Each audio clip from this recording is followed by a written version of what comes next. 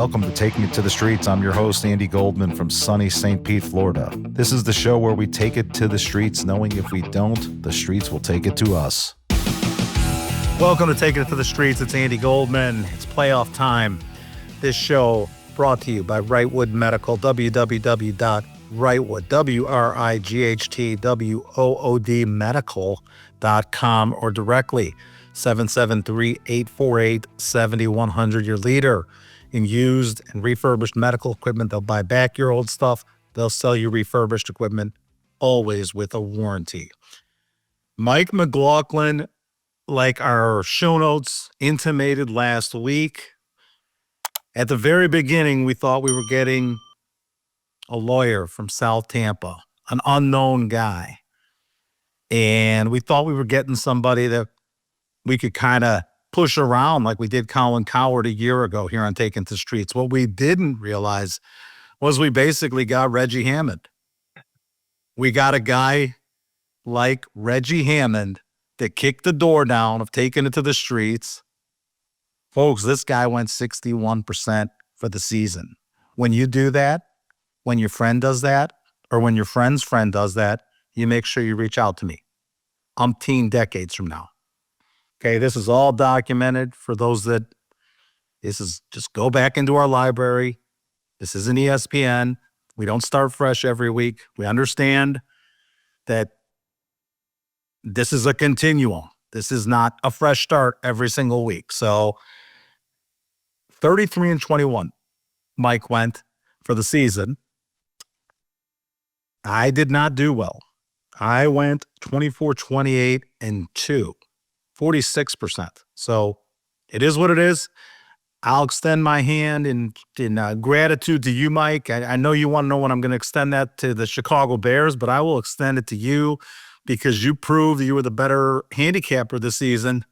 Dude, what a year. Unbelievable.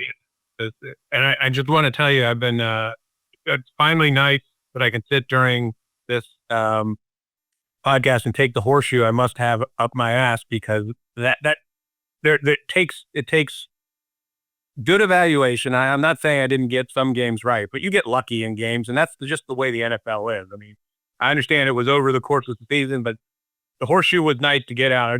You got unlucky too, though, Mike. You got unlucky when Pete Carroll marched out Danny Carlson for the 48-yarder that meant nothing, and you're on the other side of that. That's unlucky. Yeah, but I complained about it. So then you lose credibility when you complain about losing a bet. When like the Carolina game last week, you easily could have covered that. The Saints game, I didn't evaluate correctly, but the NFL is still the most exciting league in the world because the games come down to it. As much as we think we all know something, it rarely does. And my whole core philosophy is not to focus on the numbers as much and really figure out who I think is going to win, why I think they can win, what's the reason for winning. And it worked out this year. Trust me, if I come back next year, if you'll have me, you may get a totally different experience. No, I understand. I understand it. It's a year-to-year thing, and I'm happy I showed up. But you were incredible, and you deserve the credit. And with that, I want to pick your brain on a couple things before we'll give you 3 picks for the upcoming Wildcard weekend, definitely. But I want to go over a couple things with Mike first. Mike, are you surprised at the guys that got the pink slips? Are you not surprised? I mean, right before we went on, John Harbaugh apparently got the pink slip. That's obviously extremely surprising. That one. And when you told me that, the first thing that went to my head was something of this is just, again, my brain doing tricks on me or my reading into something.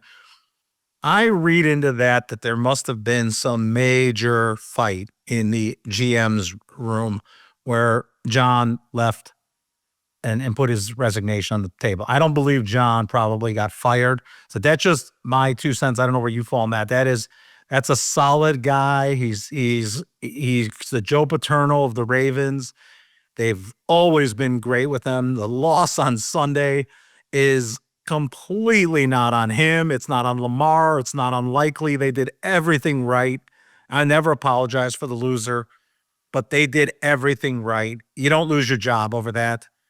I got a feeling there was a heated moment where I don't know where you fall on it.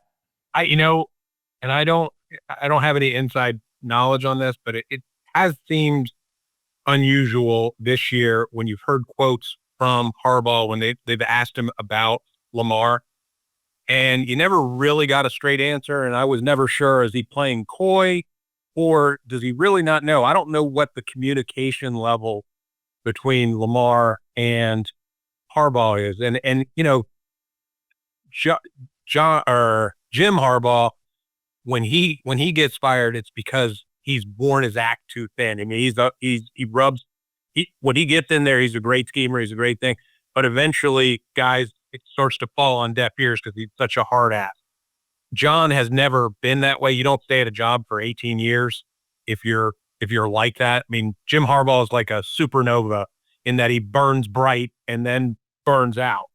But the whole thing with Lamar has just been unusual this whole year. He's not been healthy. He's got the immune system of like a 4-year-old. He's always sick.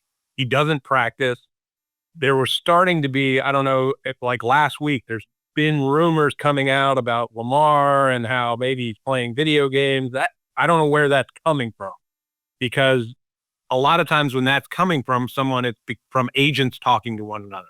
His mother is his agent, so she's not leaking that to anyone. So that call is coming from inside the house. So whether that's DaCosta, whether that's Harbaugh fighting for his job, I don't know. But you haven't heard anything negative about Lamar from the organization or whispers around him in the last 8 years. I mean, he's been the model guy. They push him up even when he hasn't done well. So that to me would be where I would go, as opposed to DaCosta, who is the GM, who's always had a good relationship. I think after 18 years, sometimes, you just got to split, a relationship. And I think we could be looking at Tomlin being let go just the same if that field goal goes in, so which is not what good organizations do. And the Steelers are the last organization to do that. But that's what kind of came to my mind, more of a fracture between Lamar and Harbaugh, and really the lack of success that the two have had in the postseason. And a head's going to roll when you have a disappointing season like that, especially with the expectations they have. Gannon loses his job with Arizona, which I was surprised they didn't get rid of Osafor too. I mean, I never understand keeping a GM. Neither do I. Never understand how the Auburn AD keeps his job and currently has 3 or 4 head coaches of his football team, and he still keeps his job. And I didn't know Auburn was that wealthy to afford 4 different football coaches at the same time. Head coaches. I don't understand the situation at A&M with Jimbo Fisher, how you sign somebody with an obnoxious deal like that, and Jimbo gets the golden parachute and you get to stay. The list goes on and on. It's just unbelievable. It's crazy. I mean, how about Vegas? Pete Carroll was an unequivocal disaster. They did the right thing by getting rid of him. Unequivocal disaster. His team wasn't nearly as hurt as Raheem Morris's team was, or Stefanski's team was, or Gannon's team was. Okay? His team was, correct me if I'm wrong, they were crazy healthy. Yeah. They were as healthy as a team could be. I mean, am I missing something? Like Vegas, this is who he was that terrible, but the GM's got to take the hit with him, Mike. He really does. Well, and that's the problem, is you have Tech is Brady's college roommate, so he's not getting fired. That's when it gets bad, though. Is these guys? But if you look at the Raiders are apparently paying 5 coaches right now. They are paying Pete Carroll. They are paying Pierce. They are paying Josh McDaniel. They are paying that 3. There's they're still paying Gruden, and there is one other guy in between. That shows you what a dysfunctional organization is. And I still go back to the idea that with Vegas, I have a very hard time believing that can be a successful franchise, not just because the owner is cheap and dumb and has the worst haircut in the league or in society. I mean, Dumb and Dumber feels like like sharp compared to Mark Davis, but I just think it's like Miami being successful with none of the benefits, because at least in Miami there's a loyal fan base there. The Raiders do not have a loyal fan base, and that will become a destination every year, and it will never have a home field advantage. I just think they're going to make a ton of money, but if that's what you're in the game of football for, you're not going to be successful, in my opinion. And Mark Davis is, his father's slogan was commitment to excellence. His is a commitment to mediocrity, and that would be an upgrade to be mediocre.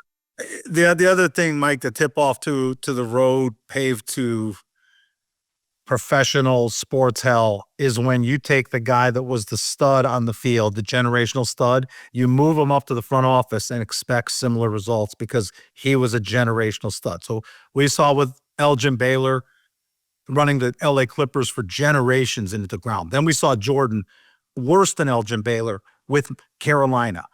We are now seeing it with Brady, with the Raiders. It will not get better. Got to get past that. The guys upstairs. You got to get closer to the Jerry Krause, the ultimate non-athlete, said that just infuriated everybody in Chicago because it touched such a bone and such a chord. It still does. Management wins championships, not players. Well, I will say there's one exception. Jerry West is probably the best. You did name one guy, but they are few and far between. And weirdly, a lot of these teams, like I just heard that Atlanta is going to be hiring Matt Ryan to be their president.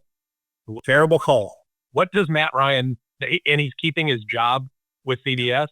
And you tell me who knows more football, Howie Roseman or Matt Ryan. You tell me who knows more football, and you know the answer. So, and Aikman is apparently going to potentially get a job with as an advisor with the Dolphins. And so you're sitting there going, these guys are doing two very high profile jobs at one time, and you're going to be successful in the hardest industry that there is in the world. Picking players, picking coaches, building a team. Right. If it was easy, everybody would do it. It's impossible. There's very few teams that have been. And why aren't these teams fighting like all hell to find the next Howie Roseman versus Troy Aikman and Tom Brady, who Howie Roseman will eat for his lunch in the front office? It's a different position. It's a different line of work. You doing the I know what a good football player. I guess what? Howie Roseman knows what a good football player looks like too. He knows when Jalen Carter slips out of the top 7 in a draft when to scoop him up. Okay? So you're going to have to compete with those kinds of characters out there that are lurking, and they know the game better than you do, dare I say. Yeah. I mean, we played it better, but they know it better. It's a difference. Yeah. There's and most if you look historically, the best coaches have not been great players. I mean, it's the guys that are smart, like Howie Roseman. Yeah, but I mean, I don't think Roseman ever played, but that's what I'm saying. Yeah, there's credence to my argument. Yeah, but I'm saying the coaches that have come out of it that were former players were often that have been successful have not been the greats. It's been the guy who had to grind, who understood that I got to take every advantage. I got to learn the rules. And so, yeah, it's crazy. I mean, like Stefanski, everybody's saying, oh, this guy's going to get a job right away. And I'm sitting there going, he took the Browns to the playoffs twice, which is a hard thing to do with that organization. But what has he done consistently? I mean, and we can just blame the owner. We can blame this, but at some point you're the coach and your record, I think he's won 8 games in the last 2 years. I'm not blinding. Mike specifically with Stefanski, specifically with Raheem Morris. Raheem Morris, I don't know what he's supposed to do. I don't know if it was Bill Walsh what the numbers were going to be. Look at the injury there this year. They lose their starting quarterback. They lose Drake London for at least half the season. He goes 8-9. That's a slice of first place in his division. I'm sorry. I know that you can fall in that's a horrible record. It is what it is. He was 8-9 last year. They beat Buffalo this year when it mattered on Monday Night Football. He took over the job 3 years ago as an interim. I think he earned another look at this thing. I think that was a little bit premature on Raheem Morris. Stefanski, he's not responsible for a reckless front office that signed Deshaun Watson to a deal that bankrupted their team against the cap and destroyed them on the field. Okay, he's not responsible. And their draft capital. Correct. So like, he has a huge free pass in my book. And how that GM can stick around if he's still there in Cleveland with that Deshaun Watson deal. And this guy, Mike, that deal just destroyed them. It made them. It's incredible how bad that was. It's a salary cap league. And they're talking about bringing him back next year. And I'm sitting there going, what he is, if you believe that he's suddenly going to get better after not playing for 2.5 years, when's the last time you saw him play? Maybe 2 years ago at the end of the season, he played very poorly. No. In a very winnable division, go out and get Mac Jones with Stefanski. And I think you could legitimately have a chance to compete in that crappy division, just like the NFC South. Yep. The thing about Morris, I think the reason Morris got fired, two reasons. One, Blank has not been a good owner. He's had one good run. They had Michael Vick and then they had Matt Ryan, but he's always been a guy that quickly turns over. He looks like a 1940s villain. I mean, he dresses like one, but he's never shown that he looks like a guy that knows what he's doing. And I think Morris got fired for one reason and one reason only. It's because they lost to the Jets. And if they had beaten the Jets, they go to the playoffs by themselves.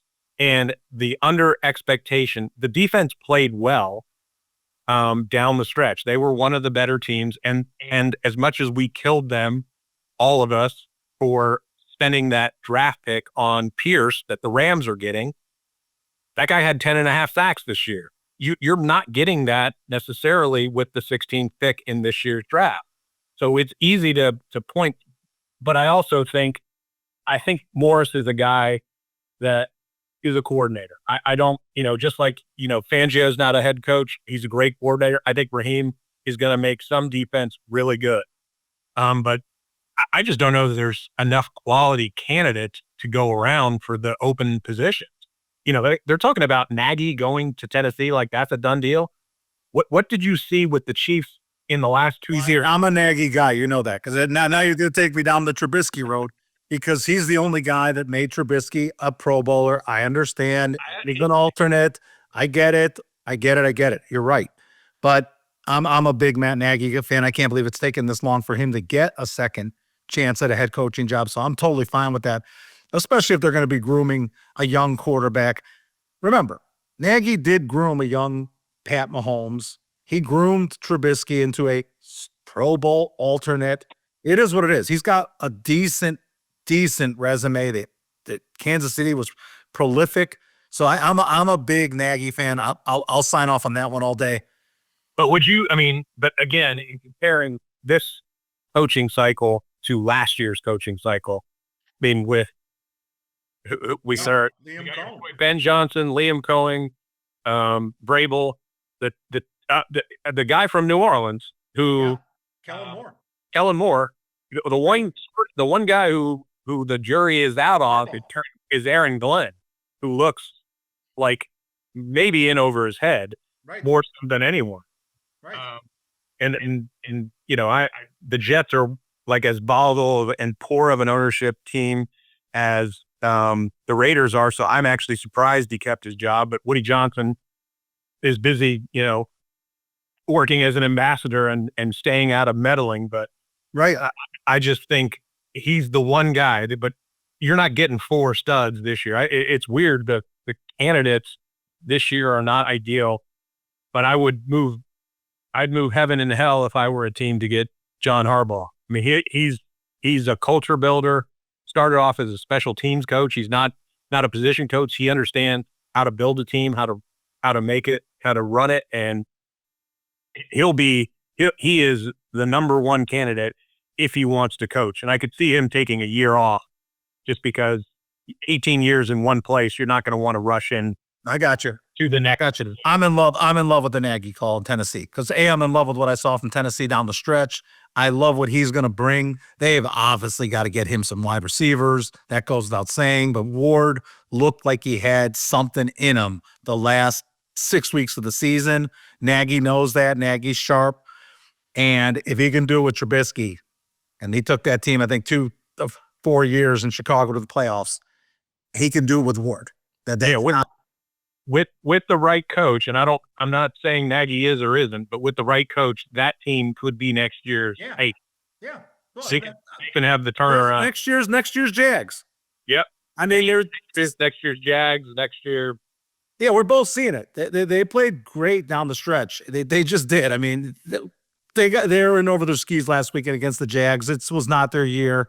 They had a rookie quarterback out there. I can make all the excuses, but fast forward a year from now, I like the two-headed monster. I always have of Pollard and Spears. I like where Cam Ward's headed. They need to draft or get themselves some legit wide receivers.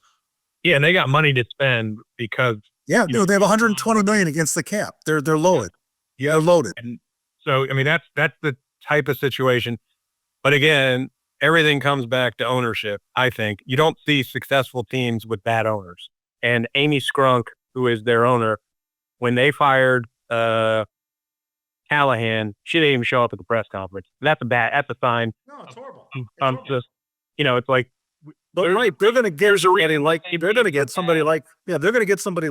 Lamb because they can afford that all day. You got a team like Dallas that cannot afford to have Pickens and Lamb on the same roster. I'm just thinking through. That's the kind of receiver they're getting.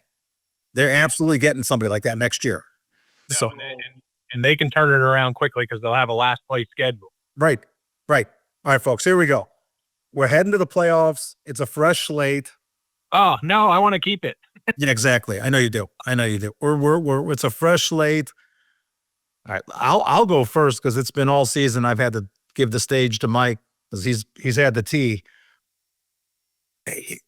There are stats out there, Mike. I've done some research this week that are unbelievable. It wouldn't surprise you. A couple of them very much circle over Carolina. First, let's just start with Carolina being the first in NFL history.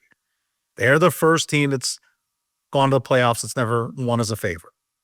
They're the first team, even more staggering, that is going to the NFL playoffs that lost the week before to cover the week after. They did that 8 times in a row. Let me repeat that. They would lose the game before, and then they would win and cover the week after. Every other week. It was with Carolina. That's unbelievable. Their point differential is obscene. It's like 69 points. 69 point differential or something staggering. It's obscene.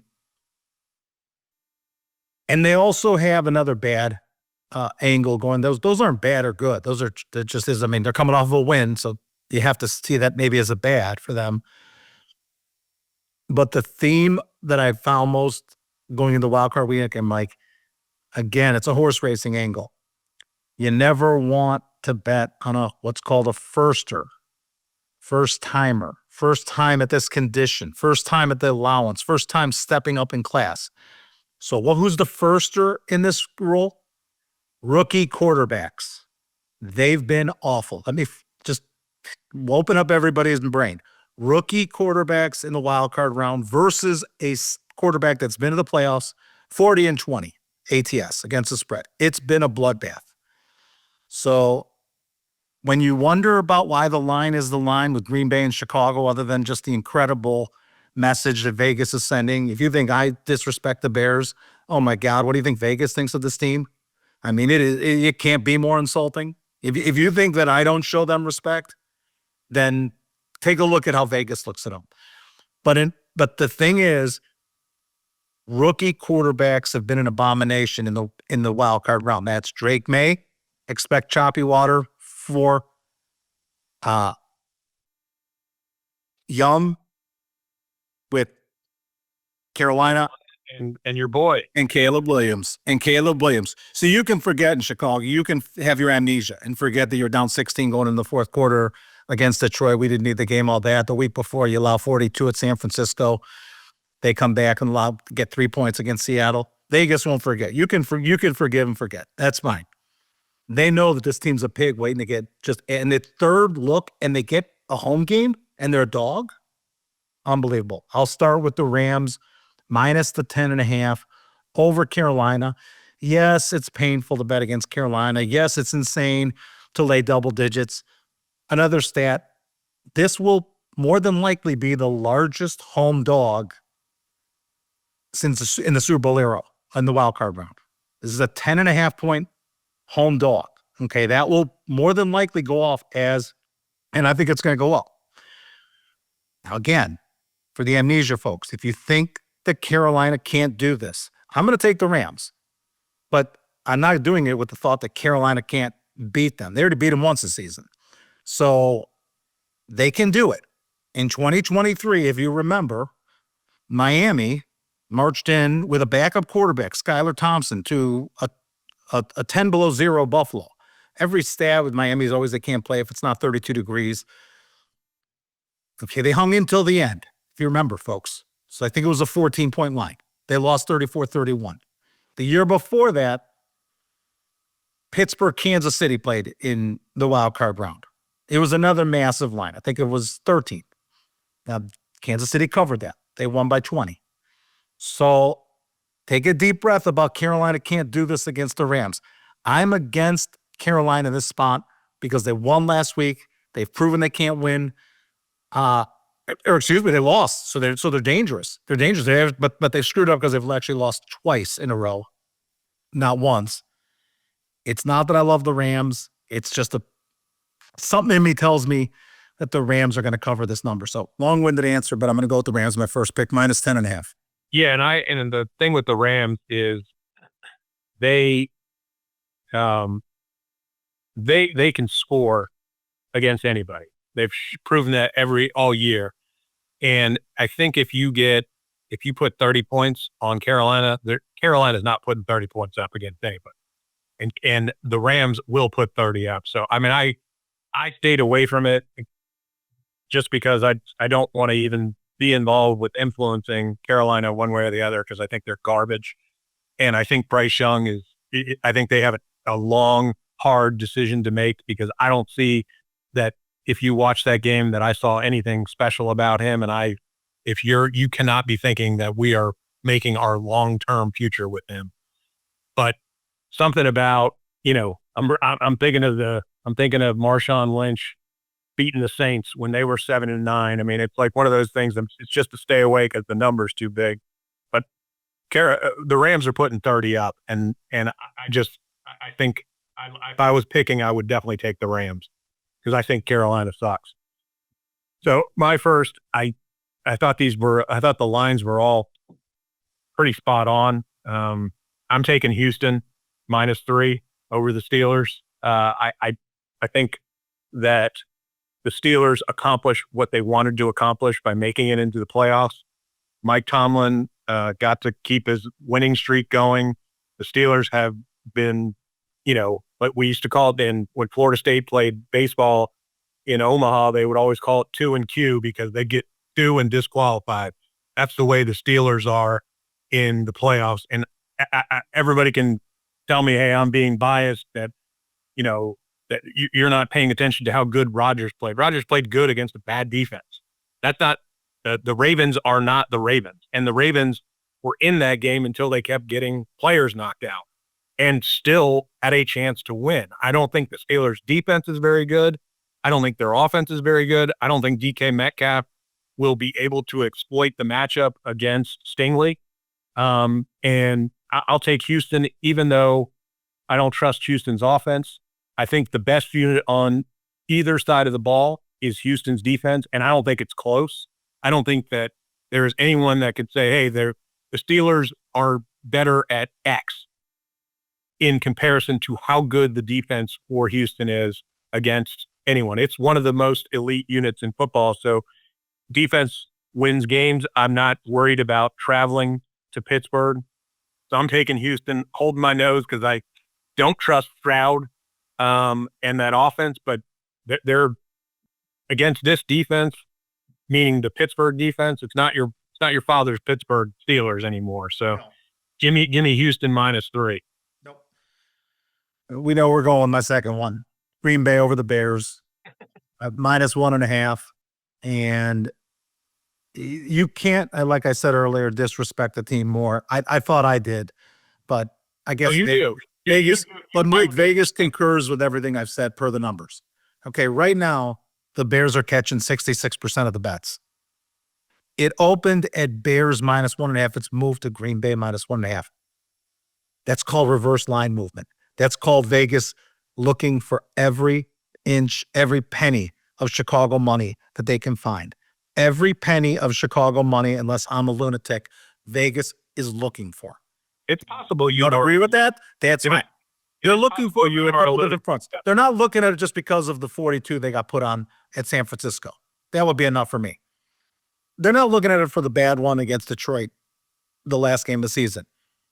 They don't like Caleb Williams, just like I don't, okay? They know he's a 58% quarterback, and he's going up against a borderline veteran. It's weird to call Love a veteran, but he really is a veteran. And if you're just going to make it a one-game scenario like this is, he's very much a veteran compared to Caleb. Third look, they're also making a statement they like LaFleur more than Ben Johnson. I'm going to roll with Green Bay, -1.5. Yeah, and here's the thing that had me concerned about two games. The two teams, the Bears and the Jags, have two of the highest point differentials for defense over the course of the season. And if you have a high point differential over the course of a season, a lot of that it's called turnover luck, essentially. Right. There's a luck number, right? There's a luck component. I know. It doesn't mean that the Bears aren't creating turnovers, by themselves, but like the Jets, the Jets not having any interceptions that's terrible. But the Bears do the great peanut punch. They are great at recovering that. But if you look over the course of a season, turnover differential gets minimized in a single game, right? Especially if especially if a team doesn't get turnovers. And if you've been living and dying by turnovers, then you can very much end up looking like. And how about living and dying by onside kicks? Yeah, but again, I think the one thing that scares me about Green Bay more so than even Carolina, I don't know that there's a team over the last 5 weeks that looked worse going into the playoffs. When's the last time they won? I think it's like 4 or 5 games ago. So what about Tampa against Carolina? What were they, 2-8 Tampa, their last 10? And they were a 3-point favorite. And shouldn't have necessarily won that game. I mean, I understand they won it, but the referees helped Tampa a lot, and the rain helped a lot, and it's a shitty team in Carolina. So Mike, I can't get over that. I can't get over the Bears won at San Francisco, and they allow that team 42. I like San Francisco much. It put up 38. Not enough. I haven't seen Green Bay put up anything. Green Bay, I think Green Bay can definitely win. I think they have an experience advantage. But the way Chicago has come back time and time again will serve them well in a game like this. They're not afraid when they get down. They seem to play their best. And I think that has to do with second half adjustments. And I think Ben Johnson is starting to prove that he's one of the better second half coaching adjusters in the league. So I contemplated it. I stayed away from it. If I was going to take one, I'm like Norm from Cheers, the Bears. I would take the Bears, but it's a close game. I don't like that the line's going the wrong way. Like you said, that's a good point that it went reverse line favorite to Green Bay favorite. So This episode of Taking It to the Streets is brought to you by Wrightwood Medical, the leader in used and refurbished medical equipment. Wrightwood specializes in ultrasound equipment, but can also be your vendor of choice when sourcing lower cost alternatives for your operating room suites, scanning the entire medical spectrum. From single physician offices to larger hospitals, Wrightwood is the lower cost solution for your everyday medical equipment needs, and all of Wrightwood's equipment comes with warranty. You can reach Wrightwood directly at www.wrightwoodmedical.com. That is with a W, WRIGHTWOOD medical, or 773-848-7100. Again, 773-848-7100. If it's used medical equipment, it's Wrightwood Medical.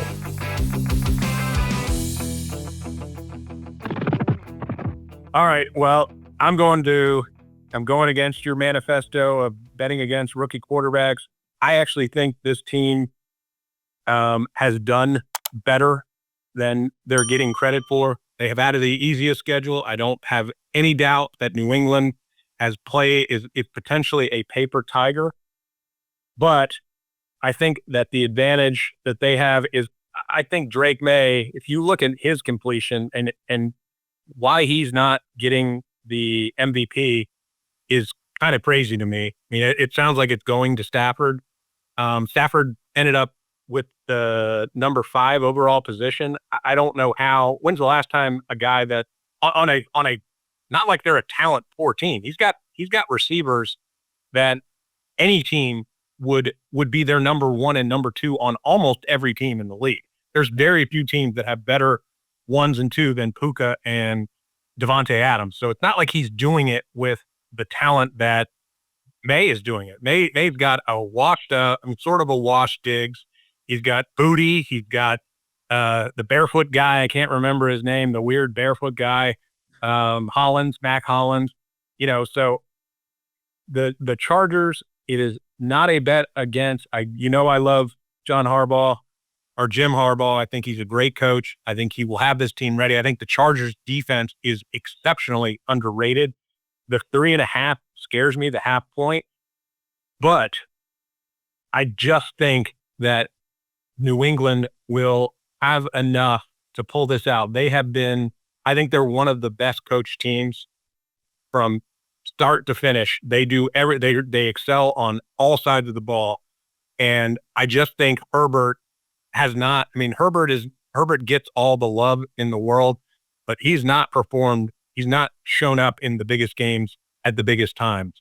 And I'm not blaming Herbert, but I think this team is a year away from being a contender. Once they get Slater back, once they get Alt back, I think they're going to be a bully, and They'll be awesome. Hey, healthy next year. I just think they've kind of gone too far with their tackles and their situation. So mine is more of a who's healthier and who do I think can win. And I'm taking New England. I'm holding my nose, but at least, I'll be able to deal with my wife since she's from Boston and she wouldn't let me pick against them. So I get you. I'm against you. I kind of tip my hand because I'm going to be fading these rookie firsters that are giving this thing a first try. I don't have a strong vibe. I do think Chargers are the chalk next year out of the AFC. Probably going to be an over-under of 10.5 or 11 on this team. That's how good this team is. You're right. Probably it's a lot to ask. The 3.5, though, is a ton of points for a Jim Harbaugh-led club this late in the season, in the playoffs. They've always been good. Took a final note for you people out there from the perspective of Vegas. They can't disrespect the Bears more. The Bears are getting 66% of the bets. It's moved 3 points against them. That's reverse line movement. That's obscene. The only time I've seen something remotely close in the last couple of months where Vegas has just absolutely done everything humanly possible to buy up the other side is Ole Miss against Georgia. They did everything. Go do your homework on that one, and you'll see what lines, how reversed, and they were doing everything humanly possible to get Georgia money. They're doing the same exact thing with the Bears, doing everything humanly possible to get Chicago money here. The Patriots, they're getting 64% of the bets, and for whatever reason, that scares me that the line isn't moving. To me, that's enough of enough bets for that thing to move to 4. but it's telling you they don't respect the people that are on the Patriots. No disrespect, Mike. They just don't. And the worst, I've been disrespected all. no, I'm just giving you from the Vegas angle of the homework I've done. And the worst one that they really, really don't like, they being Vegas, are the Niners. And Mike and I didn't touch on the game. The Niners right now are getting 76% of the bets, and the game's moved from 3.5 to 4.5. So that's also reverse line movement. It's a touch less than the Bears Packers, but make no mistake, if you're betting the Niners, you'll have casinos falling all over themselves to take your bet. So from my side, Rams minus 10.5, Green Bay minus 1.5, Chargers plus 3.5. Mike, who you going with? Oh, we're going opposite. Nice. Yes. Keep my streak going. My last pick, I don't like this one. There's something about it that I feel like I know by the 10 minutes into the second quarter, I'm going to know whether I won this bet or not. I'm taking the Jags plus 1.5 against Buffalo. I think the Jags are the better team. I think Allen is that good. No, thanks. I think Allen can win this game, but he has to win the game on his own. And I think they needed an unbelievable game from Cook, and they can keep it close. But the Jaguars should be favored in this game. And I think this is like a historical bet. Like people are looking at that and saying, well, of course I can't take the Jaguars against Buffalo. Jaguars have sucked. They're not a good team. And they're not paying attention to what's gone on this year. I think Buffalo has played better than their talent. I think they've kind of gotten lucky. I don't think their record is as good. You've been kind of negging the Bills all year, and maybe you're rubbing off on me finally. But I don't think that defense is very good. And the way that the Jags have played in the last 8 weeks, whenever there was a light that got turned on, maybe mid-season, we were talking about how bad Trevor Lawrence was. And there was like a light bulb. He looks like the guy from Clemson now. Yeah, well, you know what? It corresponded with Jacoby Myers thing. And this guy, Parker Washington, Brian Thomas is an afterthought there. The kid, I can't even remember what the kid's name, Hunter, who hasn't played in months. He's not even a part of this. And I just think something has gone, like the light bulb has turned on for Lawrence. And I like I said, I will know by the second quarter whether I'm winning this game, because if Allen comes out and does Allen things, I'm going to feel like an idiot. You pick Trevor Lawrence over Josh Allen, but right now I'm looking at the totality of the talent, and I like the Jags to win this thing, and I think they could win by a significant margin. Like, I think this could end up being, like, if you wanted to get exotic, like taking the Jags to win by 10 points or more, because I think it could be that type of game. Because you and I have seen Buffalo, the ups and downs. They've not been a consistent team all year.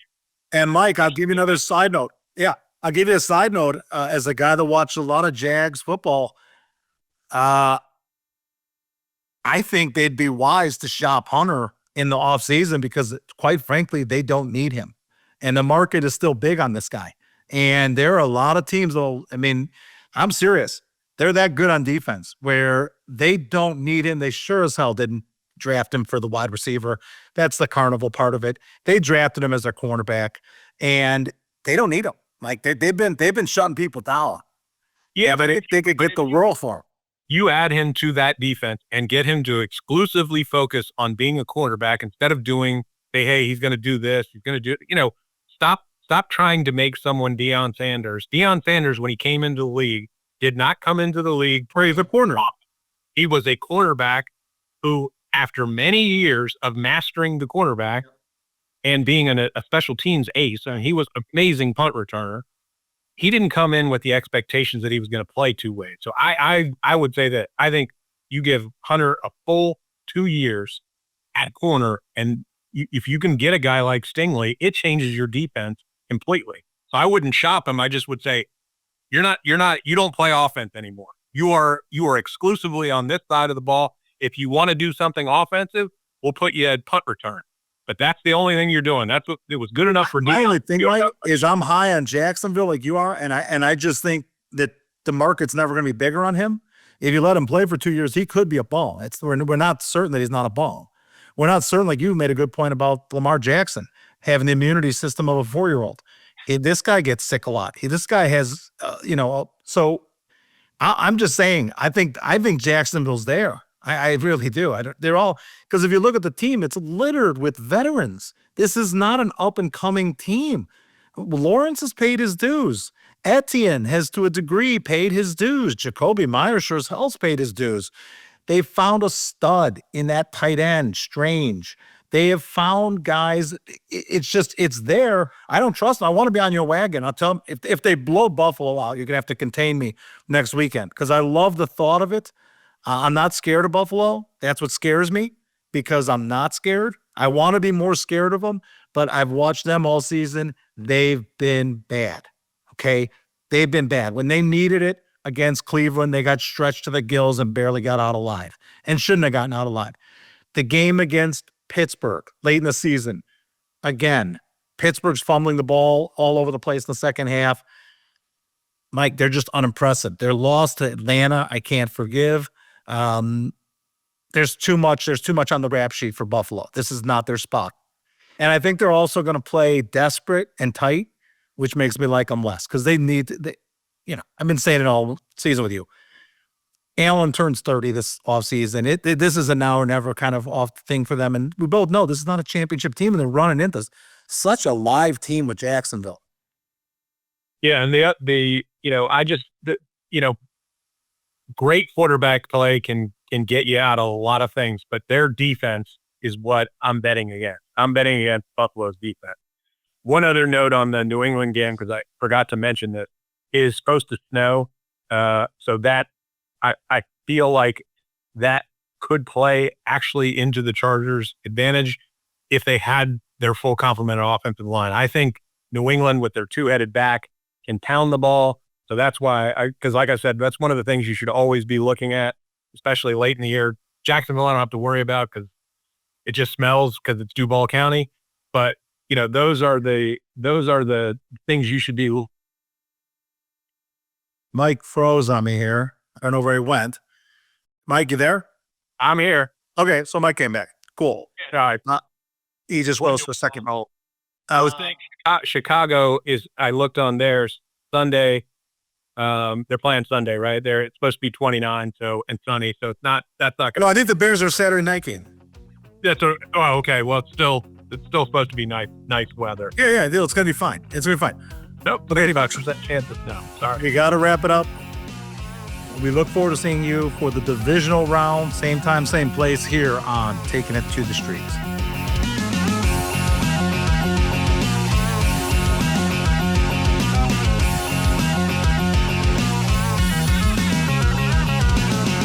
Goodbye from St. Pete, and remember, folks, you're only as good as your last trade, so never too high, never too low, till we meet again.